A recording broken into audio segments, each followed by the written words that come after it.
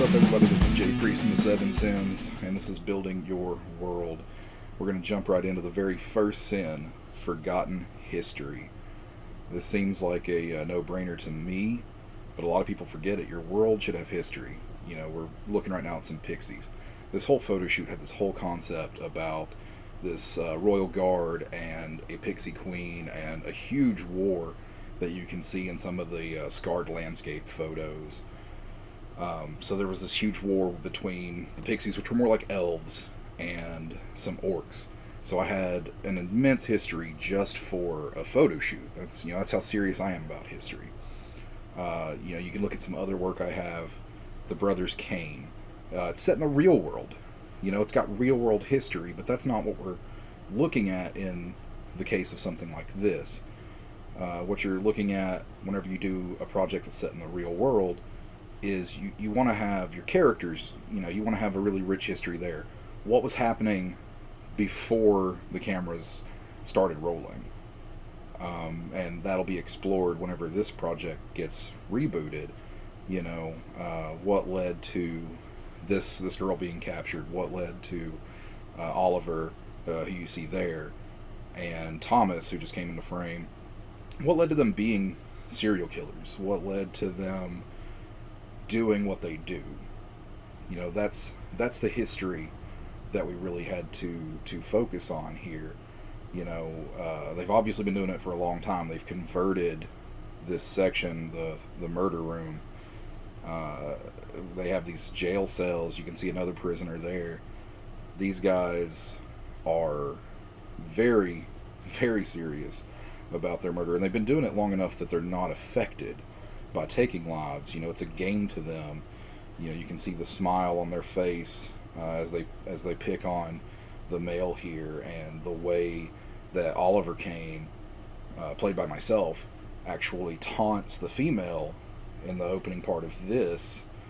And then they could put the guy out of his misery. There's a gun. They're showing you right there. They could do it, but no. Let's go back to this trusty axe. These guys love to torture and torment, and that's the history of Brothers Kane.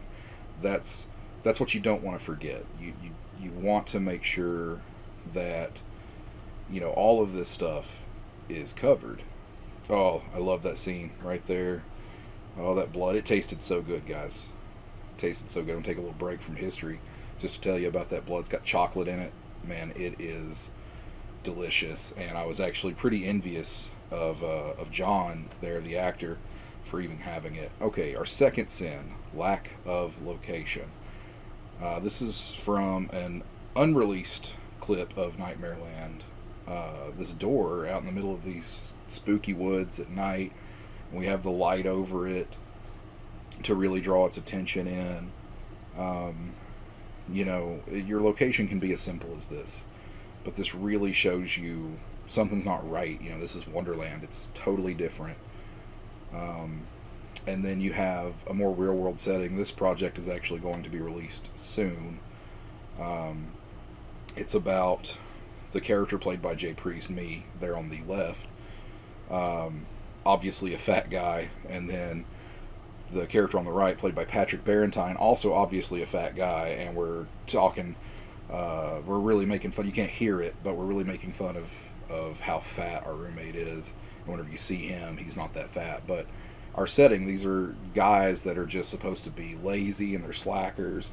And we really made sure that the apartment we were filming in, we junked it up. You can see all the stuff now that is just, it's full of garbage, and obviously not garbage, but we junked it up as best as we could.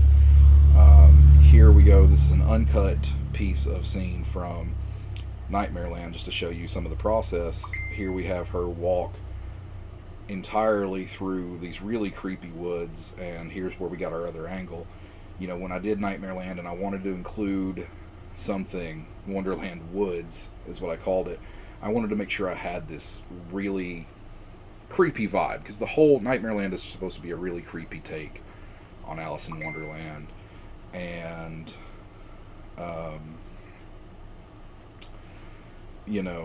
it's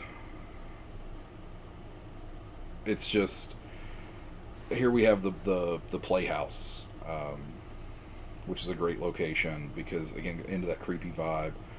Uh, what we're looking at is something that we had access to. We had these locations, so I knew, I scouted ahead of time and found these things. So I knew that we'd be able to alter the script in a way to include things like the playhouse and junk up this particular apartment. And this brings us to our third sin, costuming faux pas. And I'm going to show you this scene because the mysterious man there in the back, he is my biggest costume faux pas. The actor showed up wearing that instead of what I needed him to wear, and we had no choice but to film on this day. So here we are in Nightmare Land. We're in the playhouse. There's the door that the first episode was even named after. The whole set looks good. Everything's great. And then we have the mysterious man in his everyday attire, and it just broke it for a lot of people. And this is in stark contrast to Dark Alice here walking by, and this is uncut. This does not look like it from the first episode, because I really wanted you to be able to see this dress that we used. And it's in stark contrast, blue and white for Alice, red and black for Dark Alice, and it really shows you a different. And this photo here of Alice in Wonderland, the blue and white that I was just talking about, even a body paint like Carnage here. You really want to make sure that whatever you're doing, it needs to bring the viewer really into your world. Your costuming it's just as important as the locations and the history. Because if you tell me this is sci-fi and then everybody's wearing Crocs, man, I'm not going to believe you. So, you have got to make sure that your characters absolutely look the part. Femme Carnage here really looks like Carnage. Our black tape homage, she looks like this little devilish witch. Her costume itself tells you a story. I never officially even said what this character was, but a lot of people came to me, is she a sorceress? Is she a witch? Is it some kind of bondage thing? They all had an idea. They all got the idea that this was, something along those lines. Here's another body paint, some behind the scenes from that one, just to show you that these costumes are absolutely integral to building your world. And if your costumes just don't have it, if your makeup is off, even if they're going to be nude like in these Alice photos, it was still a pin-up. It was based on like 1950s, 60s, I guess. And they had to look a certain way. Everything needs to fall into place visually, or just like the mysterious man, people are going to have so many questions. Why is he wearing this? Why is he wearing that? Our fourth sin is a cardboard population. One of the most important parts about building your world is if you have these really strong costumes, and then you have this really rich history, and you have these fantastic visuals because of your locations, but then your characters are flat, that's going to kill the whole thing too. Here's a body paint that I did with a wonderful model who I'll be working with here again in the future. And this body paint in particular, the reason I wanted to include that is because it was so striking, and people knew what film it came from when I told them it was based on Tim Burton. Everybody was able to narrow it down if they'd heard of the film. Or this is actually a video done by Jarrell Woods he did an adaptation of Nightmare Land for Burlesque, and those characters were so strong, and you knew what was going on. This is from something I've recently released, Harbinger. And I love Harbinger, and it's not just because I play him. I wasn't going to play him initially, and somebody actually said that I should after reading a few of his lines. So I ended up playing Harbinger. You can see I've got the blood on my face, and it's in my hair, and I'm cocky, and I'm arrogant, and, there's a story to this man. He's interesting. He's exciting. You gotta watch now because you want to know what happens next. This guy's obviously off his rocker. He's a psychopath. He's capable of anything, and you can tell it almost immediately just from the soft pilot of Harbinger. Right here, scaring Jack. It's it's really important that you populate the world with people who are believable. The Harley Quinn photo shoot that I did, using some of the props that I did in the shoot, adds to her character because she's not able to do anything, but she gives that creepy smile that we associate with Harley Quinn. So even though this isn't a traditional Harley Quinn, people knew what it was. But the props help to sell exactly what you're looking at here. The props for a photo shoot are going to make sure that your character in your shoot is not just a piece of cardboard. It's not flat. It's really going to give you everything. Our fifth sin, no conflict. Beautiful shot right there, of a character I did, a biker who had a flare shot off in his eye, and it burned it from the inside out. Conflict in your world can be external or internal, but it has to be there. Nobody wants to watch people be happy for 30 minutes and not have to deal with anything. We want conflict and we want resolution. And the conflict can be external, as it is in Harbinger, where you have this meeting between Jack and the Harbinger, and just shoots this guy right here, just brings him a gun and gets gunned down, and then hands this gun over like, you could kill me if you want, but you're not gonna. And now Jack, you can see the conflict. Jarrell Woods, perfect right there. He thinks his acting was horrible, but you can see the conflict. I can shoot this man.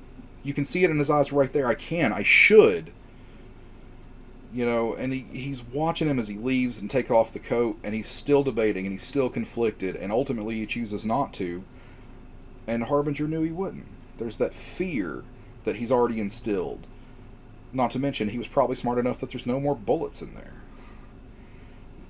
Here's another piece that is unreleased. You guys are getting to see this for the first time, and I'm sure you wish you could hear what was going on, but we have our plague zombie in the back. Different from what I would normally do with a zombie, as you can see kind of right there, this guy has something growing out of his face, this black, moldy, horrid substance. And the conflict in this was to actually compete on a game show and compete in places where you would come face to face with these monsters. And it was kind of like, Survivor or something like that, or like America's Next Top Model, but it was America's Next Top, zombie survivalist. And, you have to have the conflict, and we have that right there in the back. Here's this monster, here's the conflict, it's right in your face. This is another example of external conflict. Moving into Nightmare Land, but this is Wonderland, and here's our Dark Alice.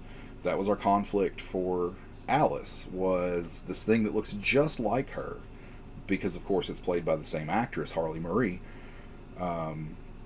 And she's got something that she has to compete against, to rise against.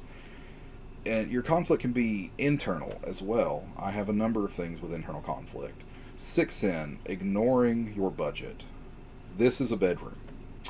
This is a bedroom where we shot this entire piece here. And this is like $15 worth of blood paste that we only painted the front of her because we couldn't afford to paint her back. So if she turned around, you would see absolutely no blood. You can see it right there on her arm a little bit. That's what we had the budget for. We had $15, a camera, and a bedroom, and we were able to get these beautifully creepy shots. And fantastic actress in Terry here, and she's selling all of this, but our budget was $15, and we got it done. I love that. I had to keep that in for the end. Then, looking back at this body paint photo shoot, my budget was black and white body paint. I could get 2 colors of body paint at the time. I was really broke. And body paint, tag body paint, is what I use.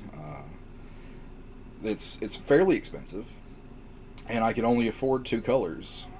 And so I went with black and white so I could do this stark contrast, and I ended up doing this Tim Burton Vincent body paint thing because that's what I had in my budget. You can't dream of a settlement full of people, and it's this huge castle, and it's going to cost $40,000, and you've only got $100. You're never going to get a castle. And we've been lucky enough that, again, here's this fantastic structure from Nightmare Land, the Playhouse. It's also the murder room in Brothers Kane, because we do reuse a lot of our sets.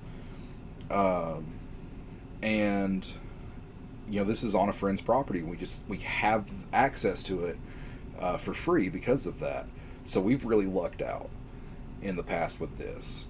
The Harley Quinn photo shoot, all of this was actually here, and the makeup artist even believed in me enough to come and do the makeup for free. And Harley Marie, who did the photo shoot, she got paid, but that was my entire budget, was to be able to pay her for this striptease photo shoot. And still, even though I didn't have to buy any new costuming, I didn't have to buy any new props, I didn't have to pay the makeup artist to come in and do the makeup, people can look at this and, oh, that's Harley Quinn. And it's not even the Harley Quinn we're used to seeing. It's a completely different take on Harley Quinn. But I knew my budget well before I went into this, and I knew what I was going to be able to do, and I knew what kind of shots I was going to be able to get. And this was just done in the Cracker Jack Emporium Productions office. The seventh sin, not following through. The thing is, I have work that is ultra violent, like the Brothers Kane here. There's a lot of violence and a lot of blood. There's work that I have with nudity. There's work that I have with all kinds of things that people aren't generally comfortable with. And in the past, I've been convinced to alter some of those ideas. Don't do it, guys. Do not alter your ideas.